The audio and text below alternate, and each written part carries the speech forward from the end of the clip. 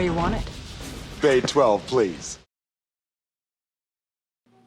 Hello there, Batman fans, and welcome back to another Bay 12 figure review. And today we are reviewing the Arkham Knight from Batman, the Arkham Knight. McFarlane, man, while he's always been nailing it, always hammering through with awesome characters, lately he's been giving more and more attention to the Arkham universe. All kinds of awesome announcements of figures for Arkham Knight. And there have been rumors and leaks about potential stuff that we could get really excited about. Hopefully they're true, and hopefully that they're coming. But again, we don't really report on rumors and leaks, so I'm not going to say anything about those until they're official.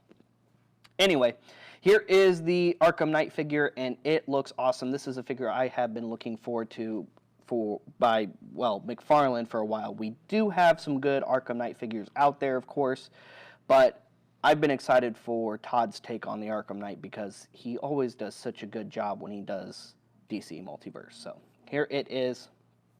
On the back, you've got some awesome toy photography artwork of the Arkham Knight.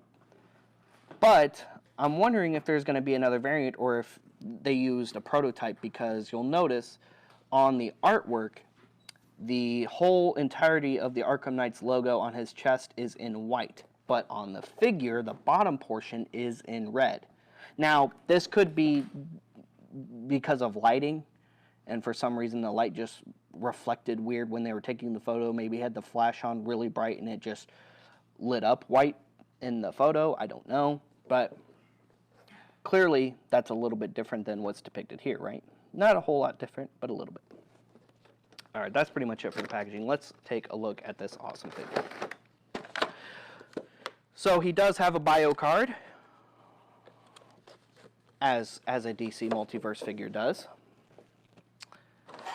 And again, you got that awesome toy art there on the front. You got some words and things on the back. The Arkham Knight. Real name unknown. Spoiler alert, it's Jason Todd. Like I said earlier, if you're upset by that, I'm sorry. You've had 7 years to play the game, so I don't feel that bad for you. Besides the discovery of a militia training facility in South America, virtually nothing is known of the Arkham Knight until his arrival in Gotham City, where he quickly earned himself a fearless reputation amongst the city's leading criminals. Working together with Scarecrow, he has sworn to destroy Batman and will stop at nothing until he is defeated. Awesome.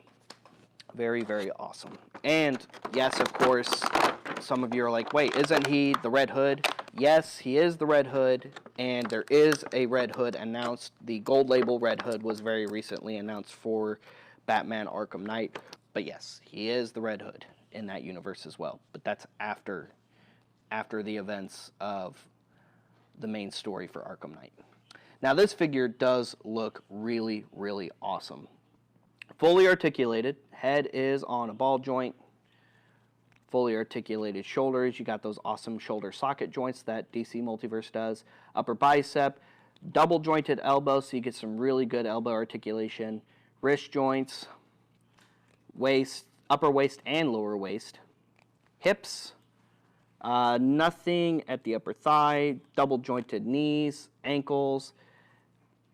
That pivoting toe joint, and that's pretty much it for articulation. Now, detail-wise, this is a great-looking figure. The molding is dang near perfect on this guy. However, the paint job is missing a lot on this guy. This figure, there is a lot of paint totally missing from the DC Multiverse take on this figure, which is weird because usually Todd doesn't miss the mark on DC Multiverse, especially when recreating an iconic character in something super awesome. They usually do a really great job.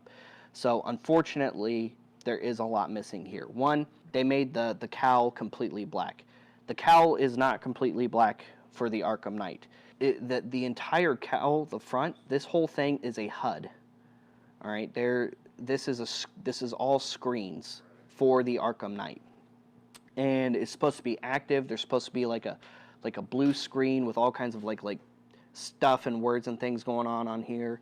Also with like a camo effect because he could do that, which was really cool. There's also supposed to be a lot of like blue armor paneling in the upper torso, like up at the top of the shoulders and stuff, on some of these armor bits, on some of these armor bits, on some of these bicep armor bits. That is just kind of missing. Arkham Knight and his militia also have like this awesome kind of tech camo looking pattern to their armor sets, and the undersuit of the Arkham Knight is supposed to have that as well. Now, I like that it's solid black. I think it looks cool that it's solid black, but again, that's a pretty awesome detail to his character design that's just kind of missing here. Again, really strange that they kind of missed the mark on the paint details of this figure, because usually they're good at that attention to detail and they don't miss those kinds of things.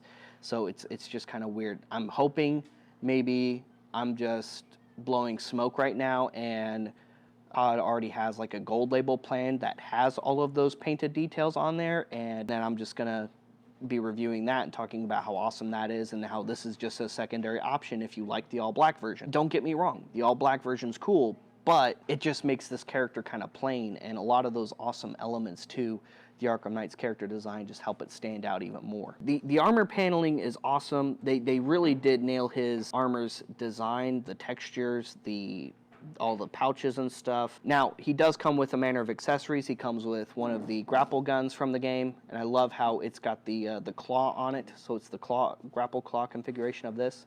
He can, of course, hold that in either of his hands. And being trained by Batman, he does use these grapple claws, which is awesome.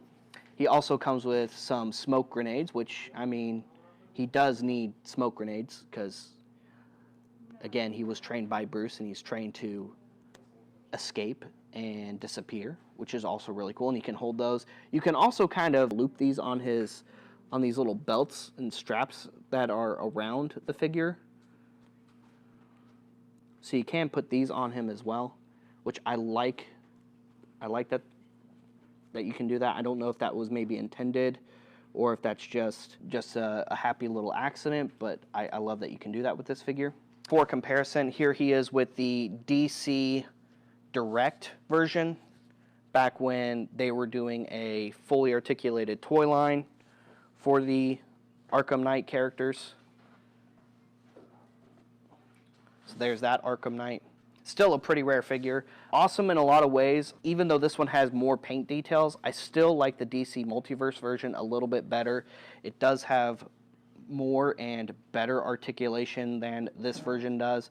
This one just feels so much stiffer, especially in the wrists. The wrists on the DC Direct version are just, it's hard to get some really good posing off with him just because there's just not a lot of range of motion in the wrists like there are with the DC Multiverse version from McFarlane Toys.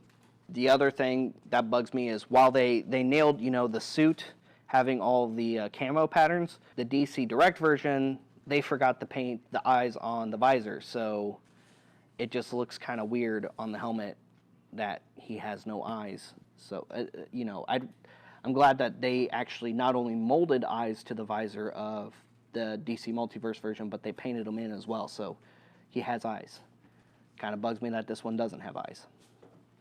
So there's a little bit of give and take between the two. I mean, of course, some people are going to prefer this version over this version because it has a little bit more of those paint details that the Arkham Knight should have.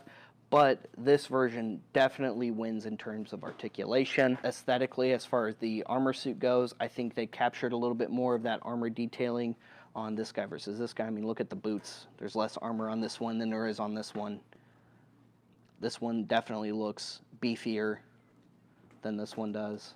I definitely prefer this one over this one. And then, of course, also for comparison, here he is next to the man he's trying to get revenge on, the Dark Knight himself. Here is the DC Multiverse Batman from Batman the Arkham Knight, which is probably still my favorite Batsuit of all time. I've always loved Batman's character design from the Arkham universe. I love how we got to see the progression and just the subtle upgrades to his various bat suits over the years throughout the game. Seeing the hyper mobility that's added by the shifting of the plates on this bat suit was just so cool. Here he is in comparison to his former mentor, the man he's trying to get revenge on. Yeah, those look really awesome side by side. With more Arkham stuff coming in the future from DC Multiverse, I'm sure there's a lot of collectors probably kicking themselves out there if they passed this guy up while he was still very well available. And he was very available for a good while. So if you can, definitely find him. I'm sure we may have some in the future in a Bay 12 live sale or two. So make sure you're watching for when we're posting about our Bay 12 live sales so you don't miss anything awesome that we might have, because there's some figures that you might have to add to your collection that you thought, well, this is just a one-off. I don't really need to get this because they're probably not going to do a set. Well, here we are, you know, a year or two later into the DC Multiverse line, and guess what? They are doing more for this set, and the figures look awesome. So stay tuned for more of that. Stay tuned for other reviews here on Bay 12, and stay tuned for our Bay 12 live sales. We'll see you guys later. We'll see you another time. Same bat time, same bat channel.